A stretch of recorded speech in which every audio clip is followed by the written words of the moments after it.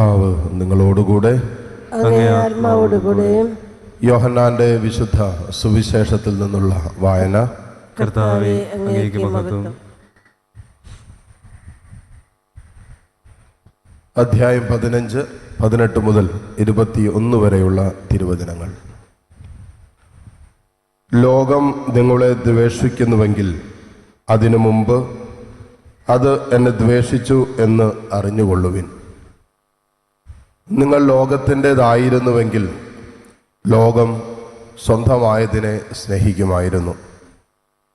എന്നാൽ നിങ്ങൾ ലോകത്തിൻ്റെതല്ലാത്തതുകൊണ്ട്, ഞാൻ നിങ്ങളെ ലോകത്തിൽ നിന്നും തിരഞ്ഞെടുത്തതുകൊണ്ട് ലോകം നിങ്ങളെ ദ്വേഷിക്കുന്നു. ദാസനെ യജമാനനേക്കാൾ വലിയവനല്ല എന്ന് ഞാൻ നിങ്ങളോട് പറഞ്ഞ വചനം ഓർമ്മിക്കുവിൻ.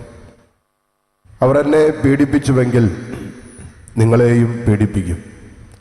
അവർ എൻ്റെ വചനം പാലിച്ചുവെങ്കിൽ നിങ്ങളുടേതും പാലിക്കും. എന്നാൽ എൻ്റെ നാമം മൂലം അവർ ഇതെല്ലാം നിങ്ങളോട് ചെയ്യും. കാരണം എന്നെ അയച്ചവനെ അവർ അറിയുന്നില്ല. കർത്താവിൻ്റെ സുവിശേഷം. ക്രിസ്തുവേ, അങ്ങേക്ക് സ്തുതി.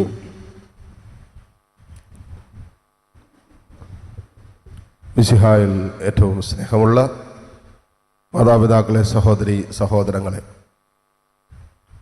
ഈശോ തൻ്റെ കുരിശുമരണത്തിനും പീഡാസഹനത്തിനും മുമ്പായി തൻ്റെ അപ്പസ്തോലന്മാർക്ക് കൊടുക്കുന്ന ചില വാണിംഗ് എന്ന് വേണമെങ്കിൽ പറയാം. ഈശോ പറഞ്ഞു, ലോകം നിങ്ങളെ ദ്വേഷിക്കുന്നെങ്കിൽ, വെറുക്കുന്നെങ്കിൽ അതിനു മുമ്പ് ലോകം എന്നെ വെറുത്ത് കഴിഞ്ഞു എന്ന് മനസ്സിലാക്കുക. നമ്മുടെ ആത്മീയ ജീവിതവുമായി ബന്ധപ്പെട്ട്, ക്രിസ്തീയ ജീവിതവുമായി ബന്ധപ്പെട്ട് നിരന്തരം ഹൃദയത്തിൽ സൂക്ഷിക്കേണ്ട വലിയൊരു രഹസ്യം ഇന്നത്തെ സുവിശേഷം നമ്മൾ ഓർമ്മിപ്പിക്കുന്നുണ്ട്. ഇതെന്താണെന്ന് ചോദിച്ചാൽ, നമ്മൾ ഈ ലോകത്തിൻ്റെ സ്വന്തമല്ല. ലോകത്തിൻ്റെ സ്വന്തമായാലും നമ്മളെക്കാലം ലോകത്തിൽ ജീവിക്കേണ്ടവരാണ്. നമ്മൾ ഈ ലോകത്തിൻ്റെതായിരുന്നെങ്കിൽ നമ്മളെക്കാലവും ഈ ലോകത്തിനെ ജീവിക്കണമായിരുന്നു. ഈശോ, നിങ്ങൾ ഈ ലോകത്തിൻ്റെ സ്വന്തമല്ല. ഈ ലോകത്തിൽ നിന്നും ഞാൻ നിങ്ങളെ തിരഞ്ഞെടുത്തു എന്നാണ് ഈശോ പറയുക. ഈ ലോകത്തിൻ്റെ സ്വന്തമല്ലാതെ യേശുവിൻ്റെ തെരഞ്ഞെടുപ്പിൻ്റെ ഭാഗമായി യേശുവിൻ്റെ സ്വന്തമായി ജീവിക്കുക എന്നുള്ളതാണ് ഒരു ക്രിസ്തീയ ജീവിതത്തിൻ്റെ വിളി. ഈ ലോകത്തിൻ്റെതല്ലാതെ യേശുവിൻ്റെതായി ജീവിക്കുക, അതാണ് യഥാർത്ഥത്തിൽ ഒരു ക്രിസ്തീയ ജീവിതത്തിൻ്റെ വെല്ലുവിളി. അപ്പോൾ ഈ ലോകം, നമ്മൾ ലോകത്തിൻ്റെ സ്വന്തമായിട്ട് ജീവിക്കാനുള്ളൊരു പ്രവണതയും ഒരു സാധ്യതകളൊക്കെ നമ്മുടെ മുമ്പിൽ വെച്ച് തരും. അപ്പോൾ നമ്മൾ നമ്മുടെ ആത്മരക്ഷയുമായി ബന്ധപ്പെട്ടുള്ള ആലോചനകളെ തകർക്കുന്ന രീതിയിൽ ലോകം വെച്ച് നീട്ടുന്ന നൈമിഷികമായ സുഖത്തിൻ്റെയും സന്തോഷത്തിൻ്റെയും പുറകെ പോകുമ്പോൾ യേശുവിനോടൊപ്പമുള്ള ഈ ലോക ജീവിതത്തിലും വരാനിരിക്കുന്ന ജീവിതത്തിലുമായ നിത്യജീവന്റെ അനുഭവത്തിൽ നിന്നാണ് ശത്രു നമ്മളെ തകർത്തുകൊണ്ടിരിക്കുന്നത്. നിരന്തരമായ ശത്രുവിൻ്റെ ഒരു പീഡ നമുക്കെതിരുണ്ട്. നമ്മുടെ ആത്മാവിനെതിരെ ദൈവസ്നേഹത്തിലും ദൈവത്തോട് ബന്ധപ്പെടുത്തിയും യേശുവിൻ്റെ തെരഞ്ഞെടുപ്പിൻ്റെ ഭാഗമായി ആ സ്നേഹത്തിൽ ഒരു ദൈവ പൈതൽ ലോകത്തിൻ്റെതല്ലാതെ ജീവിക്കുമ്പോൾ ലോകം നിരന്തരം പീഡിപ്പിച്ചുകൊണ്ടിരിക്കും. നമ്മളെ എല്ലാ മേഖലയിലും അസ്വസ്ഥപ്പെടുത്തിക്കൊണ്ടിരിക്കും, ഭാരപ്പെടുത്തിക്കൊണ്ടിരിക്കും, ആക്രമിച്ചുകൊണ്ടിരിക്കും. ഇതെന്തിനാണെന്ന് ചോദിച്ചാൽ, നമ്മൾ യേശുവിൻ്റെ സ്വന്തമായി ജീവിക്കുന്ന അനുഭവത്തിൽ നിന്നും പിന്തിരിഞ്ഞ് ലോകത്തിൻ്റെതായിട്ട് മാറണം. അതാണ് ലോകം പീഡിപ്പിക്കുന്നത്, ലോകം അസ്വസ്ഥപ്പെടുത്തുന്നത്. യേശുവിൻ്റെ സ്വന്തമായി ഒരു ദൈവ പൈതൽ ജീവിക്കാൻ തുടങ്ങുമ്പോൾ, മറ്റൊരു വാക്കിൽ പറഞ്ഞാൽ പാപരഹിത ജീവിതം നയിച്ച് യേശുവിനോട് ഐക്യപ്പെട്ട് ഈ ഭൂമിയിൽ ഒരു ദൈവ പൈതൽ ലോകത്തിൻ്റെതല്ലാതെ ലോകത്തിൽ യേശുവിൻ്റെ സ്വന്തമായി ജീവിക്കാൻ തുടങ്ങുമ്പോൾ ശത്രു നിരന്തരം നമ്മെ പീഡിപ്പിക്കും. കാരണം എന്താ? അവർ യേശുവിനെ പീഡിപ്പിച്ചത് കൊണ്ട് നമ്മയും നിരന്തരം പീഡിപ്പിച്ചുകൊണ്ടിരിക്കും. ഏതെങ്കിലുമൊക്കെ രീതിയിൽ വൈകാരികമായിട്ടോ ശാരീരികമായിട്ടോ ആത്മീയമായിട്ടോ ഒക്കെ നിരന്തരം പീഡിപ്പിച്ചുകൊണ്ട് അവൻ്റെ ലക്ഷ്യം എന്താണ്? നമ്മെ ദൈവസ്നേഹത്തിൽ നിന്ന് അകറ്റുക, എങ്ങനെയെങ്കിലും നമ്മുടെ ആത്മരക്ഷയെ അപകടത്തിലാക്കുക. അതിനെന്ത് ചെയ്യണം? ലോകത്തിൽ നമ്മൾ കൊടുക്കും. അപ്പോൾ പിശാചിൻ്റെ ഒരു വഞ്ചനയാണ്, ഒരു കെണിയാണ് ലോകത്തിൽ കുടുക്കി ദൈവത്തിൽ നിന്ന് അകറ്റുക. ഇത് ശത്രുവിൻ്റെ വലിയൊരു വഞ്ചനയാണ്. ഈ കാലഘട്ടത്തിൽ നമ്മൾ തിരിച്ചറിയേണ്ടതും ഈ കാലഘട്ടത്തിൽ നമ്മൾ മനസ്സിലാക്കേണ്ടതുമായ ലോകം വെച്ച് നീട്ടുന്ന ശത്രു നമ്മുടെ മുമ്പിൽ കൊണ്ടുവരുന്ന ഒരു വഞ്ചനയാണ് ലോകത്തിൽ കുടുക്കി ദൈവത്തിൽ നിന്ന് അകറ്റുക എന്നുള്ളത്.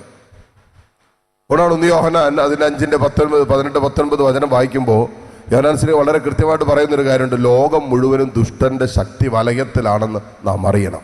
നാം ദൈവത്തിൽ നിന്നുള്ളവരാണെങ്കിലും ലോകം മുഴുവന് ഒരു ദുഷ്ടന്റെ ശക്തി വലയത്തിലാണ് എന്ന് നാം അറിയണം.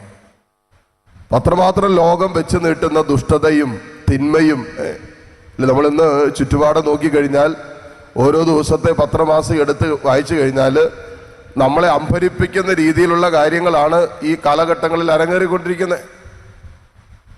അമ്മ സ്വന്തം മക്കളെ കൊല്ലുക, കുഞ്ഞുങ്ങളെ, ചെറിയ പ്രായപൂർത്തിയാകാത്ത കുഞ്ഞുങ്ങളെ പീഡിപ്പിച്ചുകൊണ്ടിരിക്കുക. നമുക്ക് സ്വപ്നം കാണാൻ പറ്റാത്ത രീതിയിലുള്ള കാര്യങ്ങളാണ് ഓരോ ദിവസവും നമ്മൾ കാണുകയും കേൾക്കുകയും ചെയ്തുകൊണ്ടിരിക്കുന്നത്. അപ്പൊ ശത്രു നിരന്തരം ഒരുവന്റെ മേൽ അധികാരമെടുക്കാൻ, ഒരുവന്റെ ആത്മാവിനെ അവന്റെ സ്വന്തമാക്കി മാറ്റാൻ നിരന്തരം പരിശ്രമിച്ചുകൊണ്ടിരിപ്പുണ്ട്. അല്ലെങ്കിൽ യേശുവിന്റെ സ്വന്തമായിരിക്കുന്ന ഒരു ആത്മാവിനെ ലോകത്തിന്റെ പ്രവണതകളിലേക്ക് തള്ളിയിട്ട് ലോകത്തിൻ്റെതായി മാറ്റാനുള്ള പ്രവണത നിരന്തരം പിശാച് ചെയ്തുകൊണ്ടിരിപ്പുണ്ട്, ശത്രു ചെയ്തുകൊണ്ടിരിപ്പുണ്ട്. അതുകൊണ്ടാണ് ഈശോ പറഞ്ഞത്, നിങ്ങൾ ലോകത്തിൻ്റെതായിരുന്നെങ്കിൽ ലോകം സ്വന്തമായതിനെ സ്നേഹിക്കുമായിരുന്നു. മറ്റു വാക്യം പറഞ്ഞത്, നിങ്ങൾ പിശാചിൻ്റെതാണോ, പിശാച് നിങ്ങളെ സ്നേഹിക്കുന്നു. എന്നാൽ നിങ്ങളിപ്പോൾ ലോകത്തിൻ്റെതല്ല, പിന്നെയോ ഈ ലോകത്തിൽ നിന്ന് ഞാൻ നിങ്ങളെ തെരഞ്ഞെടുത്ത് നിങ്ങൾ എൻ്റെ സ്വന്തമാണ്. നിങ്ങൾ എൻ്റെ സ്വന്തമായി ജീവിക്കുന്നിടത്തോളം കാലം ശത്രു നിങ്ങളെ പീഡിപ്പിച്ചുകൊണ്ടിരിക്കും. അത് മരണം വരെ പീഡനമുണ്ട്. വളരെ വ്യക്തമായ രീതിയിലും ശക്തമായ രീതിയിലും ഒരു ആക്രമണം ശത്രുവിന്റെ ഭാഗത്തുനിന്ന് നമുക്ക് എപ്പോൾ വേണമെങ്കിലും പ്രതീക്ഷിക്കാം. ഇന്ത്യ പാകിസ്ഥാൻ ബോർഡറിലൊക്കെ എന്തുകൊണ്ടാണ് അത്ര ജാഗ്രത പാലിക്കുന്നത്? ഇസ്രായേൽ എന്തുകൊണ്ടാണ് ആ ചുറ്റുപാട് നടക്കുന്ന രാജ്യങ്ങളുടെ നടുവിൽ നിന്നുകൊണ്ട്, ശത്രു രാജ്യങ്ങളുടെ നടുവിൽ ഇത്രമാത്രം ജാഗ്രത പാലിക്കുന്നത്?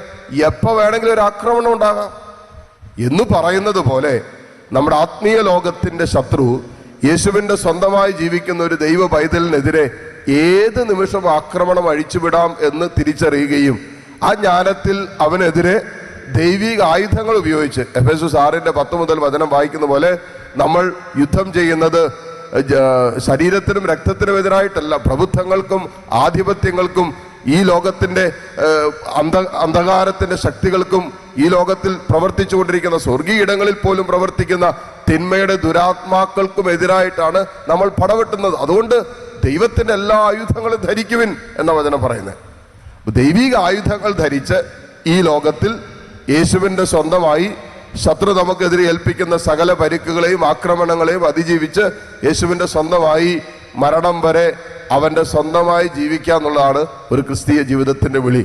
മരണത്തിൽ അവന്റെ സ്വന്തമാണെങ്കിലേ മരണാനന്തര ജീവിതത്തിലും അവന്റെ സ്വന്തമായി ജീവിക്കാൻ പറ്റും. മരണത്തിൽ ലോകത്തിന്റെ സ്വന്തമാണെങ്കിൽ നമ്മൾ ഒരിക്കലും മരണാനന്തര ജീവിതത്തിൽ അവന്റെ സ്വന്തമാകില്ല. അതുകൊണ്ടാണ് 1 കൊരിന്തോസ് അതിന്റെ 11:31 മുതലുള്ള വചനങ്ങൾ വായിക്കുമ്പോൾ പറയുന്നൊരു കാര്യമുണ്ട്. നിങ്ങൾ നിങ്ങളെ തന്നെ വിധിച്ചിരുന്നെങ്കിൽ, ഈ ലോകത്തായിരിക്കുമ്പോൾ നിങ്ങൾ നിങ്ങളെ തന്നെ നിങ്ങൾ ലോകത്തോടൊപ്പം വിധിക്കപ്പെടുകയില്ലായിരുന്നു പറഞ്ഞത്. ഇപ്പൊ ലോകത്തിനെതിരെ ഒരു വിധിയുണ്ട്.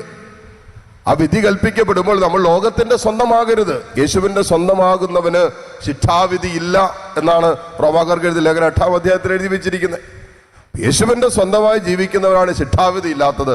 എന്നാൽ ലോകത്തെ വിധിക്കാൻ ദൈവം വരുമ്പോൾ നമ്മൾ ലോകത്തിന്റെ സ്വന്തമാകരുത്, നമ്മൾ യേശുവിന്റെ സ്വന്തമായി ജീവിക്കണമെന്നാണ് സ്വർഗ്ഗം ആഗ്രഹിക്കുന്നത്.